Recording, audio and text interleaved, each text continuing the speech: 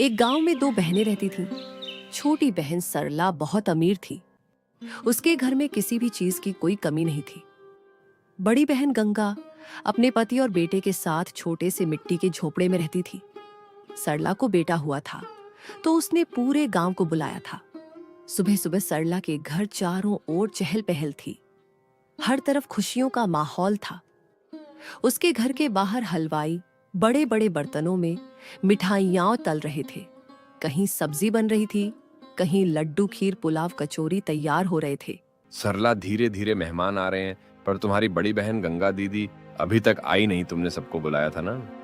अरे हाँ हाँ, बुलाया है ना, आती ही होगी अपने परिवार के साथ। अच्छा सुनिए, आप यहाँ मुन्ना के पास बैठिए, मैं अभी आती हूँ। इतना कहकर सरला कमरे के बाहर चली गई। भला मैं गंगा को क्यों बुलाऊं? मेरी अमीर सहेलियों को पता चल गया कि मेरी बहन इतनी गरीब है, उसकी हालत देख तो मेरी नाक कट जाएगी।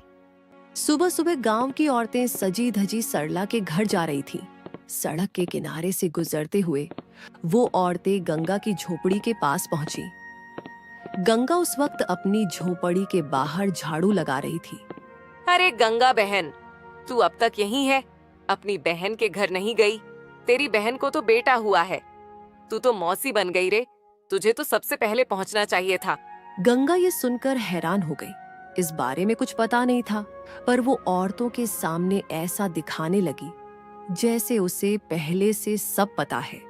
अरे हाँ हाँ बहन, मैं बस घर का काम खत्म कर रही हूँ, थोड़ी देर में मैं भी आती हूँ। अच्छा जल्दी कर लेना। सुना है सरला ने पूरे गांव को बुलाया है और बहुत बड़े बड़े स्वादिष्ट भोजन बनाने वाले हलवाई बुलाए गए हैं। हाँ हाँ बहन, ये तो बहुत खुशी की बात है। तुम लोग चलो, मैं भी आती हूँ। औरतों के वहां से जाते ही गंगा का चेहरा उतर गया। ये तो बहुत खुशी की बात है, पर मुझे तो इस बारे में कुछ पता ही नहीं था। मेरी छोटी बहन ने मुझे बताया तक नहीं। शायद वो बेचारी काम काज के चक्कर में भूल गई होगी, वरना ऐसा हो नहीं सकता है कि वो मुझे ना बुलाए। अरे सुनते हो जी, मेरी छोटी बहन सरला को बेटा हुआ है कि औरतें बता रही थी, सब वहीं जा रही हैं। मैं भी जाऊंगी, मैं तो मौसी बन गई। आज मैं बहुत खुश हूँ। अरे ये तो बहुत खुशी की बात है गंगा, पर सरला ने तुझे बुलाया नहीं है ना? बिना बुलाए वहां जाना सही नहीं होगा। तुम वहां मत जाना, लोग क्या कहेंगे? अरे वो बेचारी काम काज में भूल गई होगी, इतनी बड़ी खुशी की बात है। इन सब में किसे सब याद रहता है। माँ चलो ना, मैं भी जाऊंगा। मैं तो अब बड़ा भाई बन गया। ओ, मुझे भी अपने छोटे भाई को देखना है। सुनिए जी, आप चिंता मत करिए, हम दोनों आज जा रहे हैं। सरला के घर देखना, वो हमें देखकर बहुत खुश होगी। ठीक है, पर ज्यादा देर मत लगाना, मुझे खेत जाना है। मैं अब चलता हूँ। इतना कहकर गंगा का पति रमेश खेत जाने के लिए निकल गया, पर उसे गंगा का बिना बुलाए सरला के घर जाना ठीक नहीं लगा। इधर गंगा सोच में पड़ जाती है कि अपनी बहन के घर क्या तोहफा लेकर जाऊं। बहुत सोचने के बाद उसे कुछ याद आया।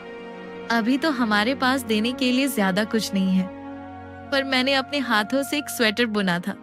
सोचा था जब सरला को बच्चा होगा तो उसे दूंगी। आज वही दिन आ गया। चलो बेटा, यही लेकर चलते हैं। हाँ माँ, ये तो बहुत प्यारा तोहफा है, मौसी को बहुत अच्छा लगेगा। गंगा अपने बेटे को लेकर धीरे धीरे सरला के घर की ओर चल पड़ती है। गंगा दिल की साफ और भोली भाली थी। उसे क्या पता था आज बिना बुलाए उसकी बहन के घर जाने से उसके साथ क्या होगा। उधर सरला अपने पति और छोटे बच्चे के साथ सज धज कर पूजा में बैठी थी। घर में बहुत भीड़ थी। गांव के बड़े बड़े लोग, रिश्तेदार और औरतें सब वहीं बैठे थे और पंडित जी मंत्र पढ़ रहे थे। थोड़ी देर बाद गंगा अपने बेटे का हाथ पकड़कर वहां पहुंची। उसने दरवाजे से ही अंदर झांका। गंगा हिम्मत करके बैठक तक पहुंची और वहीं पर ही रुककर मन ही मन सोचने लगी, इतने सारे मेहमान आए हैं, सब महंगे तोहफे लाए हैं, और मेरे पास तो बस अपने हाथों से बुना हुआ स्वेटर है। माँ चलो ना, अंदर चलो। देखो ना, मौसी छोटे भाई को लेकर बैठी है। थोड़ा रुक जा बेटा, मुझे कुछ ठीक नहीं लग रहा है। सारी औरतें अच्छी अच्छी साड़ी पहन कर आई है, सबने गहने पहन रखे हैं। उसी समय सरला की नजर दरवाजे की तरफ पड़ी। उसने देखा गंगा अपनी बेटे के साथ खड़ी है। पुरानी साड़ी पहने सरला चौंक गई। उसके चेहरे का रंग उतर गया। वो मन ही मन सोचने लगी, हे भगवान, ये गंगा यहाँ क्या कर रही है? बिना बुलाए यहाँ कैसे आ गई? मुझे कुछ करना होगा। सुनिए जी, मैं अभी आती हूँ, आप मुन्ना का ख्याल रखिएगा। अरे तुम पूजा के बीच में कहाँ जा रही हो अचानक? अरे वो, मुझे एक बहुत जरूरी काम याद आ गया है, बस थोड़ी देर में आती हूँ। इतना कहकर सरला धीरे से उठी और गंगा की तरफ बढ़ी। सरला बाहर आई तो गंगा ने मुस्कुराते हुए कहा, बधाई हो मेरी प्यारी बहन, तू माँ बन गई, मैं मौसी बन गई। भगवान करे तेरे लाल की उम्र लंबी हो। मैं आज बहुत खुश हूँ। अरे तू यहाँ कैसे आ गई? मैंने तो तुझे बुलाया भी नहीं था। अगर किसी को पता चल गया कि तू मेरी सगी बहन है तो समाज में मेरी नाक कट जाएगी। गंगा का चेहरा उतर गया। उसकी आंखों में आंसू आ गए। सरला ने थोड़ी नरमी दिखाते हुए कहा, देख, बुरा मत मानना बहन, मगर मैंने तुम्हें इसलिए नहीं बुलाया क्योंकि यहाँ गांव के बड़े बड़े घरों के लोग आए हैं। अगर उन्हें पता चल गया कि तू मेरी सगी बहन है, तेरी गरीबी देख के तो मेरी इज्जत मिट्टी में मिल जाएगी। आना ही था तो थोड़े ढंग के कपड़े पहन कर आती। मुझे माफ कर दे बहन, तू ठीक कह रही है। मैं तो बस बहुत खुश थी। मैं मौसी बन गई, इसलिए अपने आप को रोक नहीं पाई। देख, मैं तेरे मुन्ना के लिए अपने हाथों से बुना हुआ स्वेटर लेकर आई हूँ। ये तू रख ले बहन। अरे मेरे बच्चे के पास तो पहले से ही बहुत महंगे कपड़े हैं, क्या जरूरत थी ये ऊन का स्वेटर लाने की? जरा एक बार देख तो, लोग कितने सुंदर और महंगे तोहफे लेकर आए हैं। अरे बाप रे, और मेहमान आ रहे हैं, उन्होंने तुझे देख लिया तो क्या होगा?